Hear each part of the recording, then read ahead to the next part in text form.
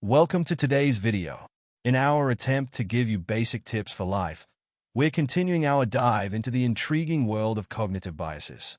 We understand that this subject delves into the psychology of human behavior, so if you want to know what's really going on in the world, stick with us. Cognitive biases are often concealed from the average person, with those aware of them preferring to keep them hidden for their own usefulness. So what exactly are cognitive biases? The word cognitive relates to the mental processes of acquiring knowledge and understanding through thought, experience, and the senses. It encompasses aspects such as perception, memory, reasoning, judgment, and problem-solving. Essentially, cognitive processes are how we think, learn, and remember. The word bias refers to a tendency or inclination to favor one perspective, group, or outcome over others, often in a way that is considered unfair. Bias can manifest in various forms, such as prejudice, favoritism, or stereotyping, and can affect decision-making, judgment, and behavior. It can be either conscious or unconscious, influencing how we perceive information and others. Cognitive biases are therefore a result of our brain's attempt to simplify information processing. Instead of analyzing every piece of data in detail, our minds use heuristics, which is a mental shortcut or rule of thumb that simplifies decision-making and problem-solving by allowing individuals to make quick judgments based on experience or patterns, rather than exhaustive analysis. While these shortcuts can be helpful, they often lead us to make irrational or biased choices. Cognitive biases can significantly impact our decision-making processes, leading to errors in judgment that can affect various aspects of life, from personal relationships to business strategies. They often contribute to poor financial decisions, misunderstandings in communication, and even misguided beliefs about social issues. For example, in the realm of investing, biases like overconfidence can lead individuals to underestimate risks and make reckless choices, resulting in significant financial losses. In the workplace, cognitive biases can cause hiring managers to overlook qualified candidates simply because they don't fit an unconscious stereotype. Understanding these biases is crucial because they shape how we perceive the world and influence our behavior, often in ways we're completely unaware of. I must warn you, though, that once you begin to recognize the subtle ways others attempt to manipulate your thoughts and choices, you'll find it difficult to go back to a time of blind trust. This newfound awareness may feel uncomfortable, but it empowers you to navigate the world with greater clarity and confidence. There are many biases, and we will expand on others in separate videos. One remarkable resource that delves into cognitive biases is the book The Art of Thinking Clearly by Rolf Dobelli. In this insightful work, Dobelli explores various cognitive errors and biases that can skew our thinking and decision-making. He emphasizes the importance of recognizing these biases to improve our judgment and lead a clearer, more rational life. If you're looking to enhance your critical thinking skills and avoid common pitfalls, this book is a fantastic starting point. As there are hundreds of cognitive biases, we will break down the main ones over a series of videos. Be sure to go through all of them, but not all at once. It's literally too much info to absorb in one sitting. Today, we'll particularly focus on a concept from Dobelli's book known as Chauffeur Knowledge. This term refers to the phenomenon where individuals in authoritative roles, like news anchors or consultants, are often mistaken for experts, even when they may lack genuine knowledge about the topics they discuss. This idea is broken down into three parts. Firstly, don't take news anchors seriously. This segment underscores the risks of believing that TV personalities or those who speak with confidence are truly knowledgeable simply because they present information convincingly. Second, why you cannot trust news anchors. Here again, Dobelli argues that relying on news anchors or supposed experts can lead to misinformation and misunderstanding, as they may not truly understand the complexities of the issues they report on. Thirdly, why you should beware of consultants. In this part, he warns us about the risks of trusting consultants who may offer advice based on superficial understanding rather than deep expertise. To further explore the implications of chauffeur knowledge, we also need to discuss two other cognitive biases which are closely related, namely authority bias and the halo effect. Authority bias is our tendency to trust and follow the opinions of those in positions of authority, even when they may not be correct. This can lead to misguided decisions, especially when we place too much faith in experts without questioning their qualifications. On the other hand, the halo effect is when we allow one positive trait of a person like their charisma or appearance, to influence our overall perception of their abilities. This bias can skew our judgment in hiring, relationships, and many other areas of life. So, let's start with Chapter 16, where Dobelli says, "Don't take news anchors too seriously." The idea here is simple. News anchors may seem like experts, but often they're just reading a script like an actor. Dobelli calls this chauffeur knowledge, referring to people who can talk like experts without having real understanding. Let's think about a practical example: political debates on TV. You might see a news anchor leading the discussion and asking tough questions, but behind the scenes, they're being fed most of their information by producers or researchers. They can sound knowledgeable, but when you peel back the layers, they might not know any more than you or me. This is especially true when anchors jump from one topic to another. One day they are talking about a complex economic issue, and the next day it's a health crisis. Real expertise takes time to develop, and news anchors usually don't have that kind of deep dive into every issue they report on. Another example in the workplace could be sales pitch. A salesperson enthusiastically discusses the features and benefits of a product, using jargon and confident body language. The potential client, impressed by the salesperson's presentation style, may assume they have extensive experience and knowledge about the product and its market. This could lead the client to make a purchasing decision without verifying the details, potentially resulting in a poor fit for their needs. In the same way, just think of those people in your business who have an opinion about the company or leaders and are spreading their stories in the team room or water chiller. Gossip can be delivered with a tone of authority or certainty, leading listeners to accept it as truth. This mirrors how news anchors can sway public perception with their confident presentation, regardless of the underlying truth. So, the key takeaway here? Don't confuse a polished performance with real knowledge. It's important to remember that those who appear authoritative on TV or the workplace might not have the expertise to back it up. Let's build on that with Chapter 85. Dobelli explains that news anchors and, by extension, the media often prioritize attention-grabbing stories over accurate, deep reporting. You will also hear breaking news a lot on some channels. Their job is to get ratings, not necessarily to give you the most well-rounded understanding of a situation. A real-world example here is financial news. Ever notice how stock market coverage is often frantic? Headlines scream about markets crashing or soaring, and they are constantly pushing the hype. But if you look at real experts, long-term investors like Warren Buffett, they are calm, measured, and don't react to every single daily fluctuation. Here's another example. During a health crisis like the COVID-19 pandemic, many news outlets delivered stories with dramatic headlines like "The end of the world is near," or "This miracle cure could save us all." While the news outlets were presenting facts, the emotional, often exaggerated presentation played on fears rather than providing clear, nuanced information. In these cases, the media focuses on what grabs your attention, but that's not necessarily what will give you the full picture. So, while the news can give you quick updates, don't rely on it as your only source of knowledge. Always dig deeper or you will be easily manipulated. This chapter expands on our behavioral weakness. Humans evolved in social groups where hierarchical structures were critical for survival. In early human societies, it was beneficial to trust and follow leaders or individuals who displayed confidence and authority, as these figures were often perceived to have access to valuable knowledge, experience, or resources. Obeying such figures could mean life or death, especially in critical situations involving food, shelter, or safety from predators. Finally, let's talk about consultants, which Dobelli discusses in Chapter 89. Many consultants know how to sell themselves really well. They come in with fancy presentations, polished speeches, and slick branding.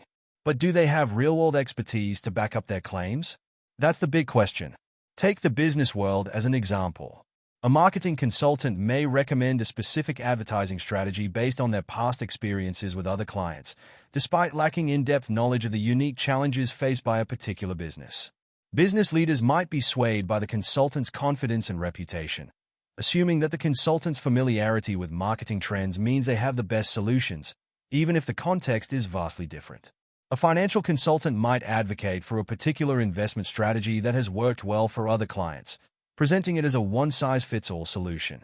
Business executives, trusting the consultant's expertise, may overlook critical market differences or the specific needs of their company, believing the consultant's previous successes automatically translate to their situation. Another example is fitness consultants. In today's world, anyone can get a certificate online and call themselves a fitness expert. You might see flashy Instagram accounts where they're selling you on the best diet or exercise routine. But in reality, they might not have the years of training or scientific background to give sound advice. This has led to countless cases of people following poor advice and hurting their health. The best fitness advice often comes from professionals with deep knowledge in areas like sports science or physical therapy. The lesson here is that many consultants have chauffeur knowledge. They are great at selling ideas, but they may not have the actual experience to deliver real results. So, before hiring a consultant, ask for specific examples of their expertise in action. Have they faced similar challenges and succeeded? Or are they just good at talking? In summary, chauffeur knowledge is the illusion of expertise, where individuals confidently present information without truly understanding it, leading others to trust them based on their authority or delivery rather than actual competence. This bias highlights the dangers of mistaking superficial knowledge for real expertise, especially in figures like news anchors, consultants, and public speakers. Let's now talk about two other biases linked closely to chauffeur knowledge: authority bias and halo effect. Firstly is authority bias. Authority bias was first observed in social psychology studies, especially through experiments like Solomon Asker's experiment in 1951, where participants were asked to match line lengths in the presence of a group. Confederates, people in on the experiment, gave incorrect answers, and many participants conformed to the group's wrong answer. Stanley Milgram's famous obedience experiment in the 1960s. Milgram demonstrated how people are likely to follow the instructions of an authority figure even when those instructions contradict their personal moral values or logic. In his experiment, participants administered what they believed were harmful electric shocks to others simply because they were told to do so by an authoritative figure in a lab coat. See the link in the description to another video. Other examples include Hoffeling Hospital experiment of 1966, Bickman's uniform study of 1974, Zimbardo's Stanford prison experiment of 1971, and the doctor's orders study of 2011. Links to these experiments are all in the description below. But authority bias goes beyond potentially extreme cases like these. It affects us in everyday situations. Whether it's trusting a doctor, a teacher, a boss, or even a social media influencer, we often blindly follow authority figures without questioning their expertise or the information they present. Why does this happen?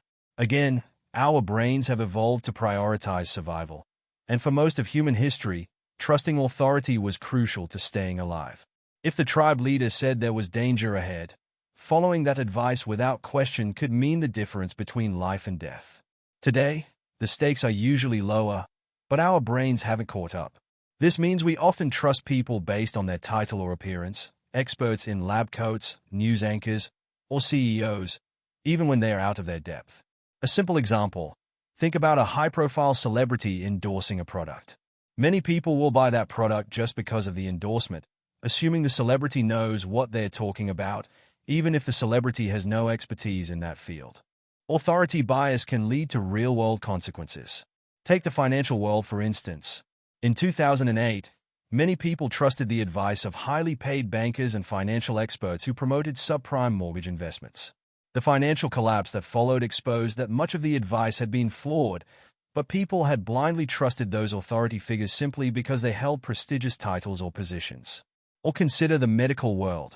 Patients may blindly follow the advice of doctors without seeking a second opinion, even though research shows that misdiagnoses are not uncommon. In many cases, authority bias prevents individuals from seeking alternative viewpoints that could lead to better outcomes. I'm not trying to debunk or promote any conspiracy theories. We are often asked to follow instructions that may in fact be crucial to our survival or well-being. The secret again is to think for yourself. Do your own research and make sure you are informed by facts. Now, let's dive into a closely related concept called the halo effect. This bias is when we take one positive characteristic of a person or thing and let it influence our overall perception of them, even in areas unrelated to that initial characteristic. The term halo effect was first coined by psychologist Edward Thorndike in the 1920s. He noticed that people tend to let their perception of one trait, say, someone's physical attractiveness or charisma, influence their overall judgment of that person's abilities or character. For example, if someone looks confident and speaks well, we might assume they are also competent in other areas, even if we have no real evidence to support that assumption. A classic example of this is in job interviews. A candidate who is well-dressed and speaks confidently may be perceived as more competent, regardless of whether they actually have the qualifications needed for the role. The halo effect happens because our brains like to take shortcuts. Rather than evaluate a person or situation from every angle, we use one piece of information to make a broader judgment. It saves time and mental energy. In some cases, this can be helpful, but it often leads us to overestimate someone's abilities or trustworthiness based on irrelevant factors. Think about politicians. A charismatic leader might win over voters with charm and public speaking skills, but this doesn't necessarily translate into effective policymaking or governance.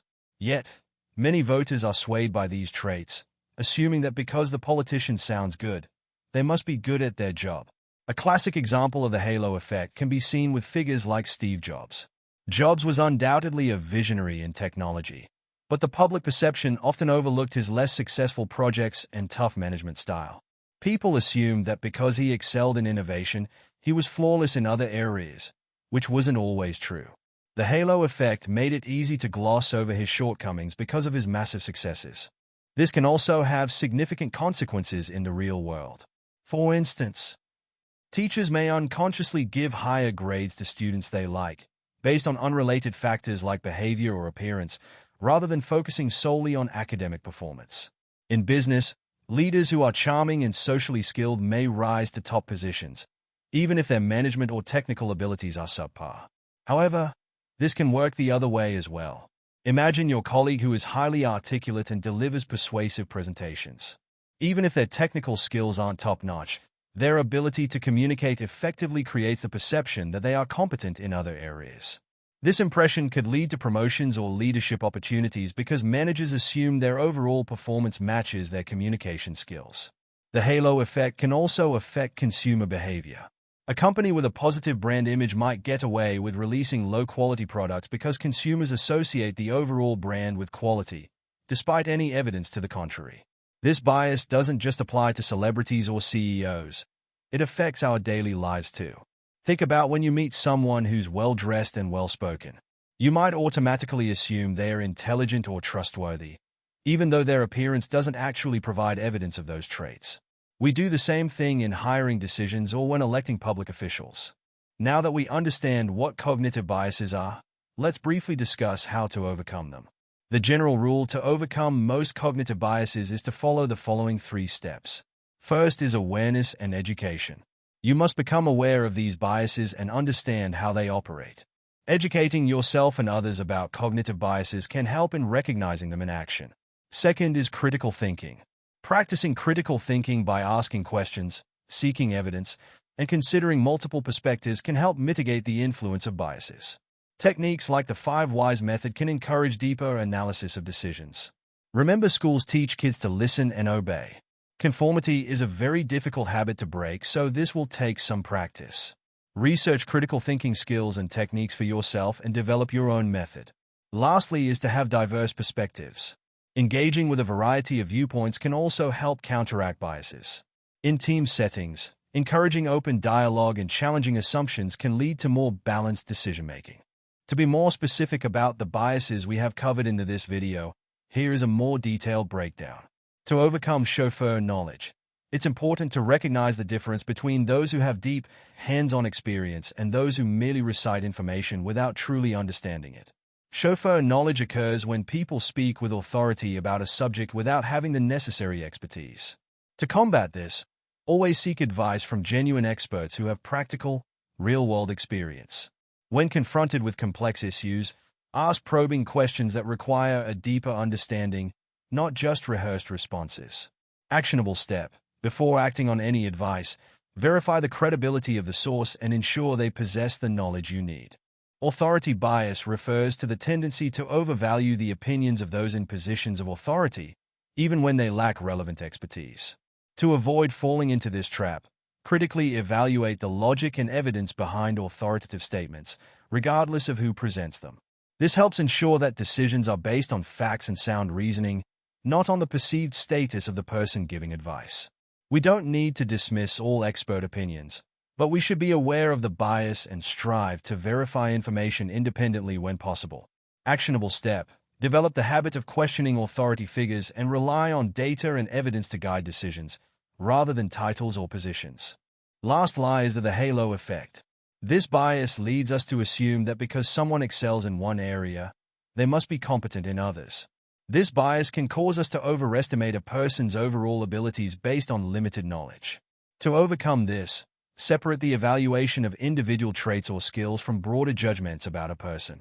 Actionable step: break down evaluations into specific areas of competence and avoid making sweeping conclusions based on initial impressions. So, what's the big lesson from today's video? Whether it's news anchors, media personalities, or consultants, there are people everywhere with chauffeur knowledge. They can talk a good game, but they don't necessarily have the deep understanding required to give valuable advice. The next time you're getting information from someone, whether on TV or in a meeting, ask yourself, is this person really an expert, or are they just good at sounding like one? The key is to question authority, not in a rebellious way, but by thinking critically. Ask yourself, does this person really know what they are talking about? Do they have expertise in this area? What's their track record? If we learn to ask these questions, we can avoid blindly following advice and make more informed decisions. These biases are subtle, but they can have big consequences if we don't pay attention. So next time you find yourself taking advice or following instructions from someone just because they are in charge, remember to think critically. Alright, let's keep this conversation going in the comments. What's an example of authority bias that you've experienced in your life? Let me know down below. If you found this video helpful, don't forget to hit that like button and subscribe for more insights from the art of thinking clearly. In the next video, we'll be covering more tips that you can use in your life that your parents or school never taught you. Thanks for watching, and I'll see you in the next one.